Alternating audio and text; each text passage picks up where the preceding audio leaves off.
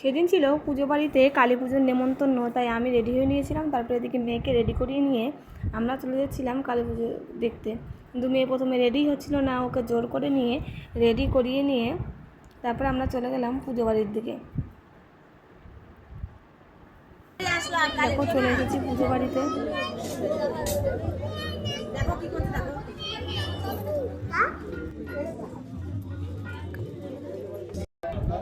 এদিকে আমরা খেতে বসে পড়েছিলাম। আমার মা বাবা বসেছিল আমাদের পেছনের দিকে। সানভি কি করছো? সানভি কি করছো? কি করছো তুমি? মামা বলো মিমিকে। তাই জল খাচ্ছো?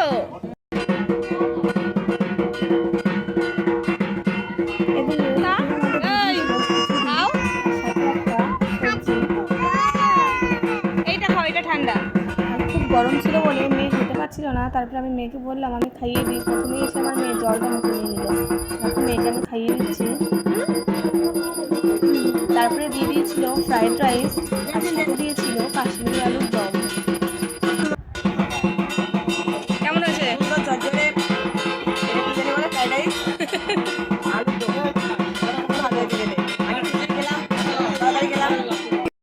চিনি তারপরে এদিকে দিয়ে দিয়েছিল চাটনি আর পাঁপড়। তো খাসিনি, এখানে পাপড় দাও।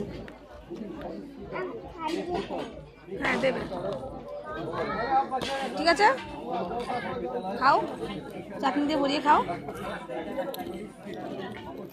আমি এদিকে মেয়েকে বলছিলাম চাটনি দিয়ে পাঁপড়টা খাওয়ার জন্য। তারপরে চাটনি পাঁপড় শেষ হতে আমাদের চলে এসেছিল পায়েস। কার সাথে গল্প করছো দাদান? আমার মেয়ে আবার ঘুরে ওইদিকে দাদান কি করছিল দেখে নিচ্ছিল। রাখি রে, তুমি কত খাবে? বন্ধুরা পাপড় খাচ্ছি, খাবে? এদিকে আমাদের খাওয়া দাওয়া শেষে আমার মেয়ে বাবার কোলে করে আমরা বাড়ি চলে এসেছিলাম।